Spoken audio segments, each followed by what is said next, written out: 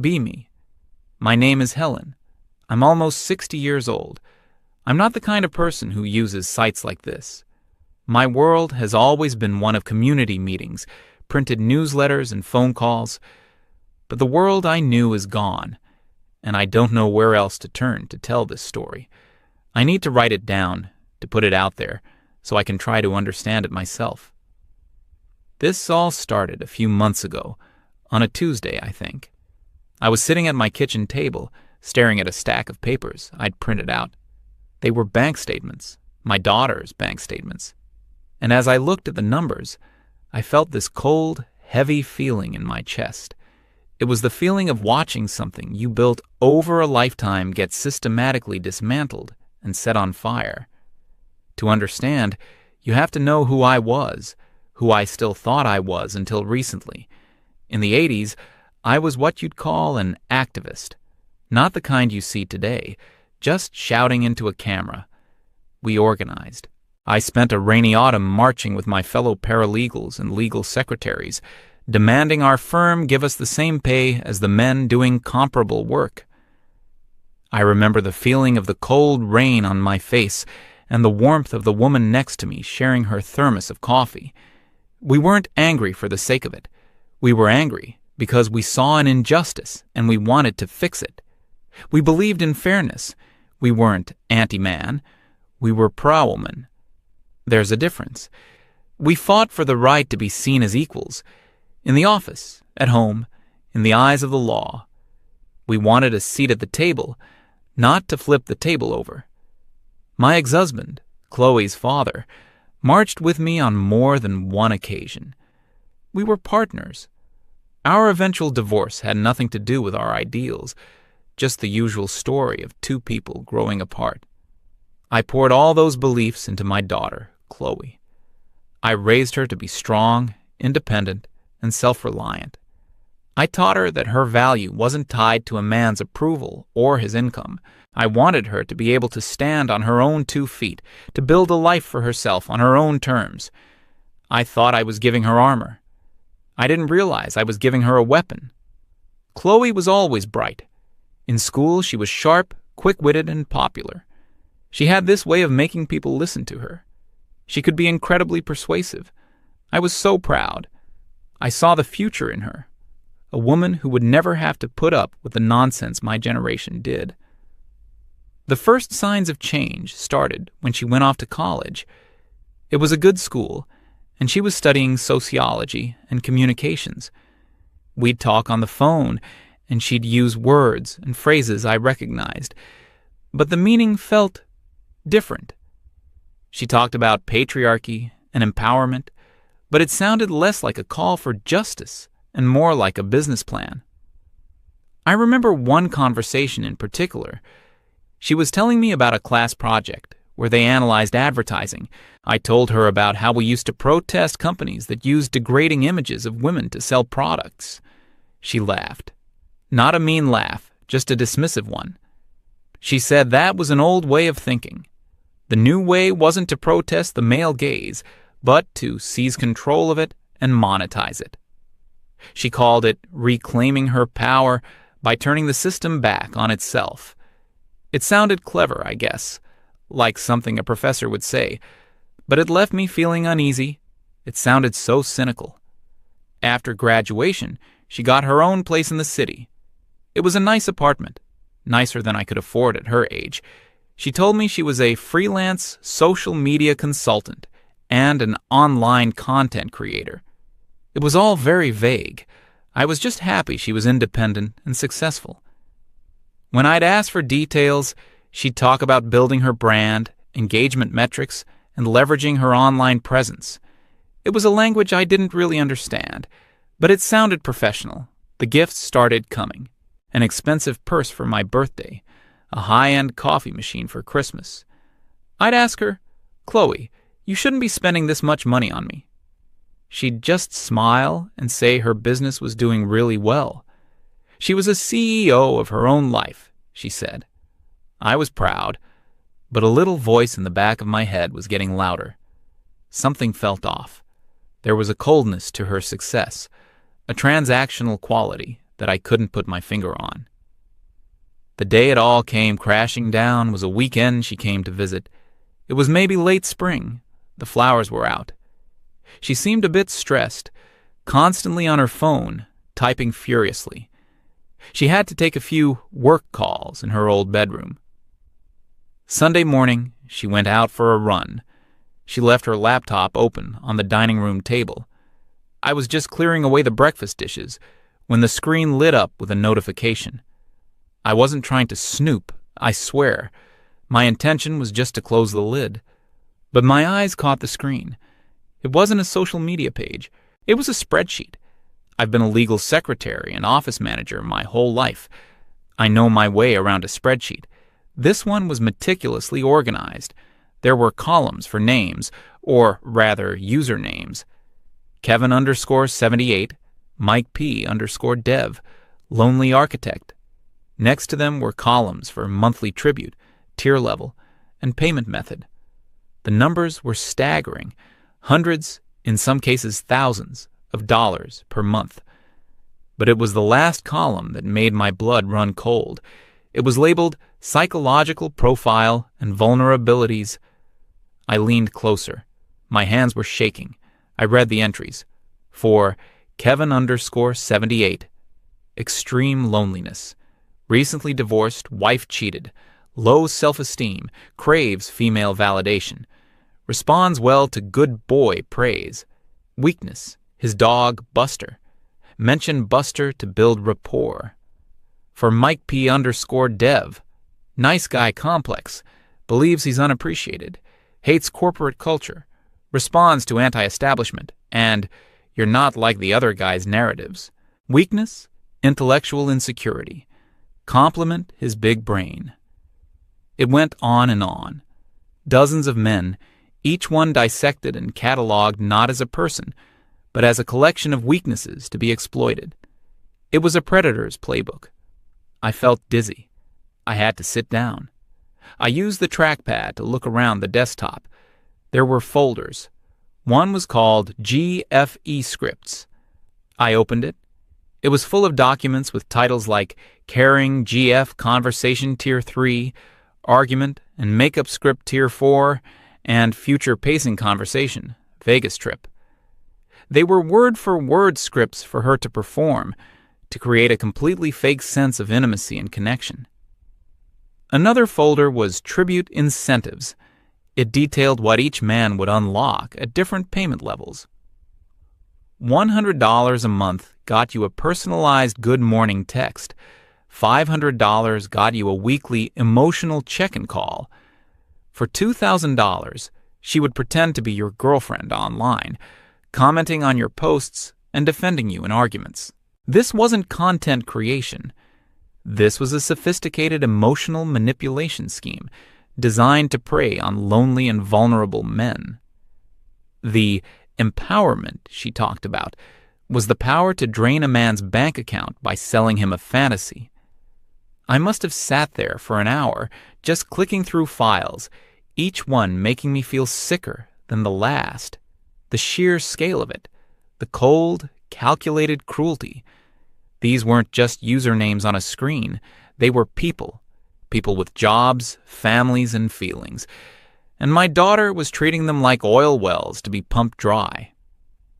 I found the chat logs she had with another girl, another creator. They were laughing. They shared tips on how to maximize tribute velocity from new clients. They called the men pay pigs and simps and walking ATMs. They joked about one man who sold his comic book collection to stay in Chloe's top tier. My daughter had replied with 3 laughing emojis.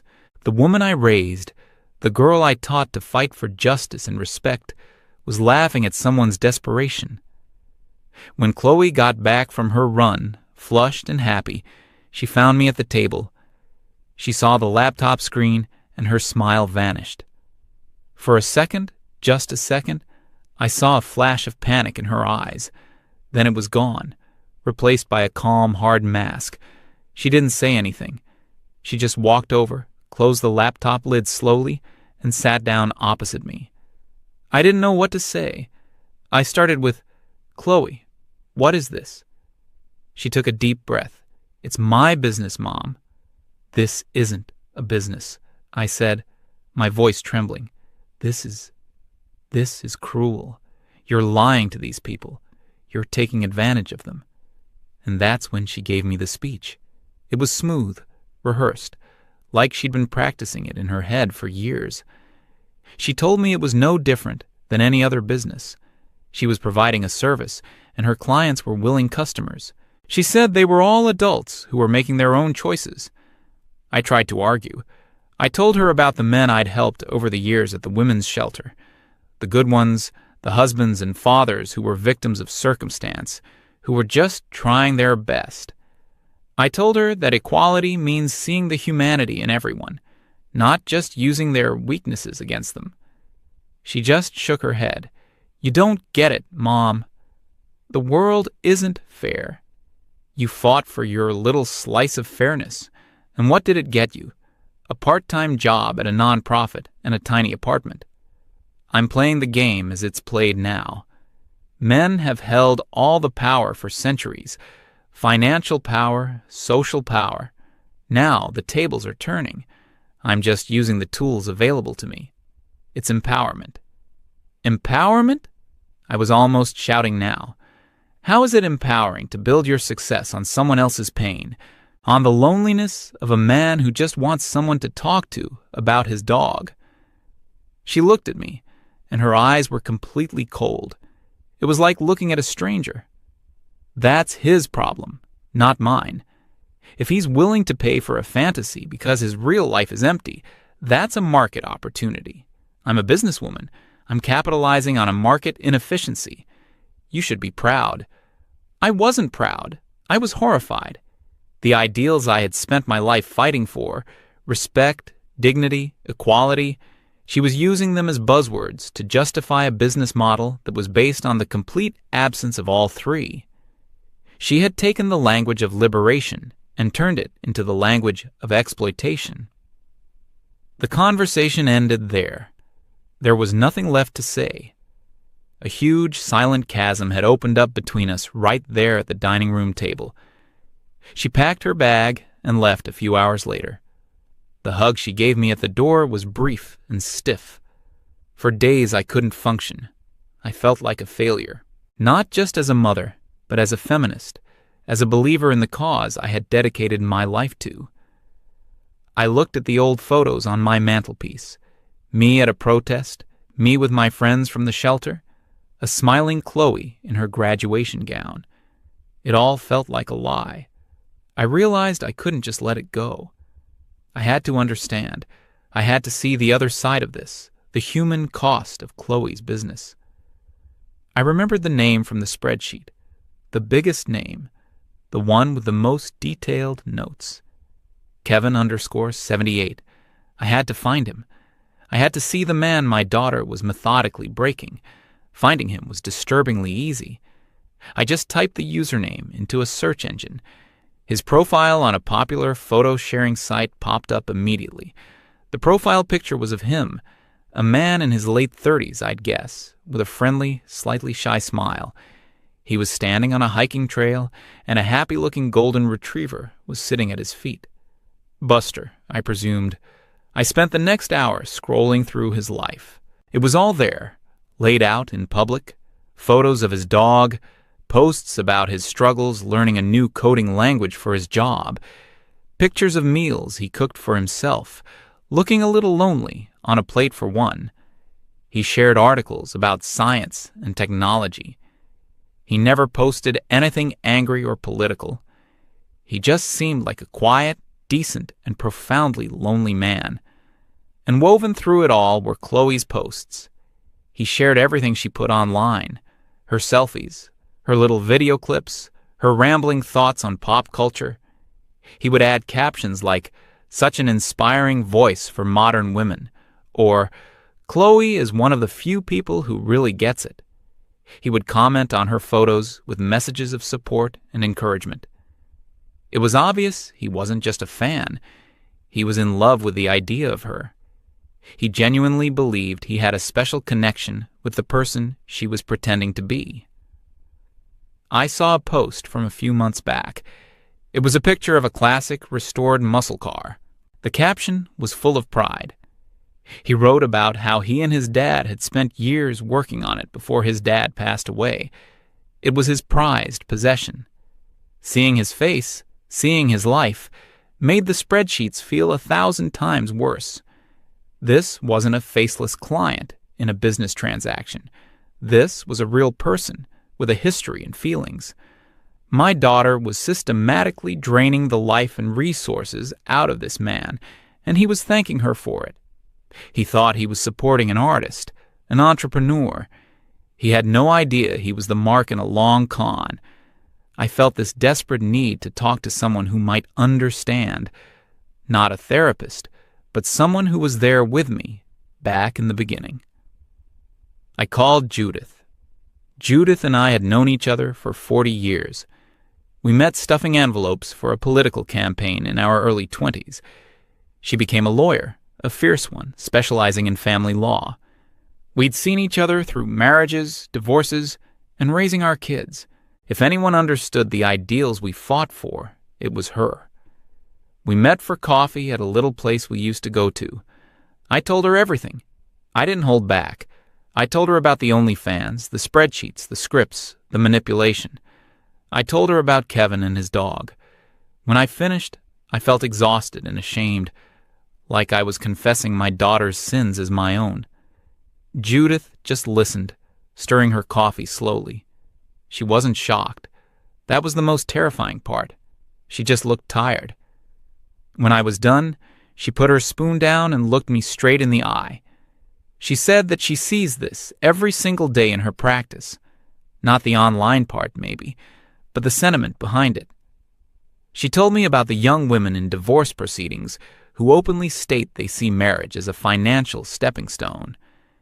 She talked about the complete and total lack of empathy she sees, the view that men are not partners, but resources to be managed and eventually liquidated. She said something that has been stuck in my head ever since. She told me, "Helen, we marched for equality. We wanted a partnership. We wanted to be seen as capable and whole. What they want is power. They want control. They took our language of liberation and twisted it into a language of entitlement. We wanted to build a bridge between men and women. They've armed one side with our work and declared war." Sitting there across from my oldest friend, I felt a profound sense of grief. It wasn't just about Chloe anymore. It was about everything. We had sincerely believed we were making the world better. But it was like we'd planted a garden, and a new generation had come along and only harvested the poisonous weeds to use as weapons. I went home from that coffee feeling validated, but also more hopeless than ever. Judith's words echoed in my mind. We wanted to build a bridge. They declared war. A week or so later, the final blow came. I had continued, almost obsessively, to check Kevin's social media profile. It was a morbid form of self-punishment. I was watching my daughter's work in real time. One evening, he posted a new photo. It was a picture of an empty space in his driveway, with a small oil stain on the concrete. The caption read, "Said goodbye to an old friend today." It was hard, but it's time to invest in the future. Poured the proceeds into supporting an amazing creator who was building her own empire. Sometimes you have to let go of the past to build a better future. He had sold the car he'd restored with his father. I felt the air leave my lungs. I went back to the files I had seen on Chloe's laptop in my mind. I remembered the script titled Future Pacing Conversation. I remembered the chat logs where she and her friend joked about getting one of their whales to sell an asset. This wasn't Kevin's idea. This was Chloe's. She had planted this idea in his head. She had manipulated him into selling one of the few things that seemed to bring him genuine joy and connection to his past. All so she could have more money. That was it. That was the line. This was no longer just about lies and money. This was about destruction. She was hollowing this man out piece by piece. I knew I had to confront her one last time, not to change her mind. I knew by then that was impossible, but to hold her accountable, to stand up for this stranger because no one else would. I printed everything out, the spreadsheet entry for Kevin, screenshots of his profile, a picture of the car from his old post, and a picture of his new post about selling it. I even printed the chat logs where she laughed about it. I put it all in a neat stack on my dining room table. Then I called her and asked her to come over. I said it was important. My voice was calm, but inside I felt like a building was collapsing. She arrived that evening, looking stylish and confident. She probably thought I was going to apologize. I didn't say a word. I just pointed to the stack of papers on the table. She walked over and looked down. She picked up the photo of Kevin's car, then the photo of the empty driveway. She shuffled through the chat logs. Her face was unreadable. There was no shame, no guilt, just a faint flicker of annoyance, like I was a problem she needed to solve. I finally spoke. My voice was low and steady. His father helped him build that car. It was the last thing he had of him, and you made him sell it. She put the papers down and crossed her arms. She didn't deny it. He's a grown man, Mom. He made a choice. It wasn't a choice, I shot back. It was a carefully engineered outcome. You found his weaknesses, you built a fantasy, and you fed it to him until he was willing to sell his own memories to keep it going. That's not a choice. That's predation. She actually scoffed, a small, ugly sound. She said that the whole world runs on predation. Corporations sell people things they don't need by exploiting their insecurities. The government sells them on wars. This was no different, just on a smaller scale. She told me she was a product of the world I had helped create, a world where everything is a transaction. I told her that was a coward's excuse. I told her I had raised her to be better than that, to have a conscience, to see the humanity in people. And then she said the words that finally, completely severed the bond between us. She looked at me, not with anger, but with something like pity. You still don't get it. Your entire generation fought to be seen. You wanted a seat at the table. That was your mistake. You wanted their permission. I don't want a seat at their table. I want to own the table. I want to own the whole damn restaurant. And if a few lonely men have to sell their cars to make that happen, that's just the cost of doing business. It's the price of my empowerment. She turned and walked to the door. She paused with her hand on the knob. You should let this go. The world you believed in doesn't exist anymore. You lost, and then she was gone. The door clicked shut, and the silence in the apartment was deafening. I stood there for a long time, looking at the stack of papers on my table. Proof of what my daughter had become. Proof of what my ideals had been twisted into. She was right about one thing.